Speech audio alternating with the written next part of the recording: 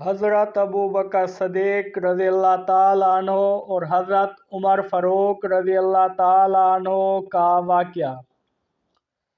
حضرت ابو بکر صدیق اور حضرت عمر فاروق کا ایمان افروز واقعات میں سے ایک واقعہ۔ حضرت ابو بکر صدیق رضی اللہ تعالیٰ عنہ اور فاروق رضی اللہ تعالیٰ عنہ دونوں اسلام کے عظیم المرتبہ صحابہ اور خلفائے راشدین میں شامل ہیں۔ ان دونوں ہستیوں کی زندگی تقوی، اثار، عدل اور دین اسلام کی خدمت سے بھری ہوئی ہے۔ ان کے درمیان محبت، اخوت اور ایک دوسرے کا احترام بے مثال تھا۔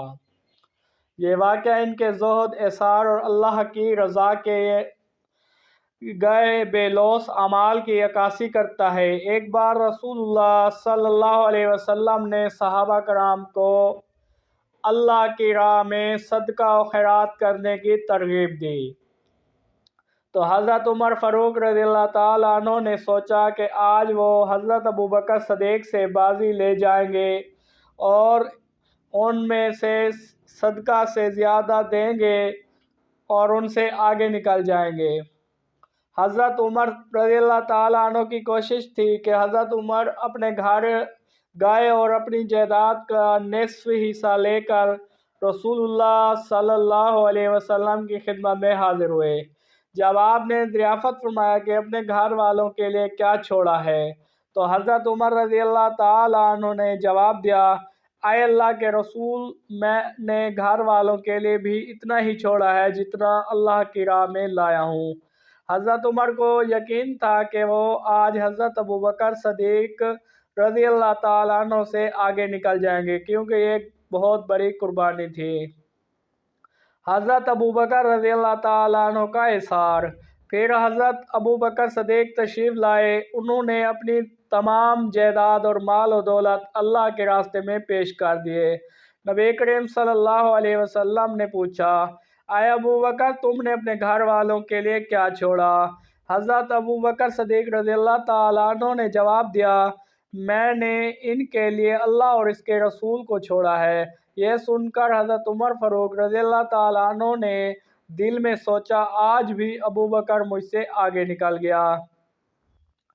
نتیجہ اور سبق۔ یہ واقعہ حضرت ابو بکر صدیق کے بے مثال سخاوت اور اثار کو ظاہر کرتا ہے۔ انہوں نے دنیاوی مال کی پرواہ کیے بغیر اللہ کی رضا کے لیے سب کچھ قربان کر دیا۔ حضرت عمر فاروق بھی بہت بڑے زاہد و عادل حکمراں تھے، لیکن حضرت ابو بکر کا مقام ان سب سے بلند تھا۔ یہ واقعہ ہمیں سکھاتا ہے کہ دین کی خدمت میں مال و دولت کی قربانی دینے سے بڑھ کر اللہ پر کامل بھروسہ رکھنا ضروری ہے۔ حضرت ابو بکر نے ثابت کیا کہ حقیقی دولت اللہ اور اس کے رسول کی محبت ہے۔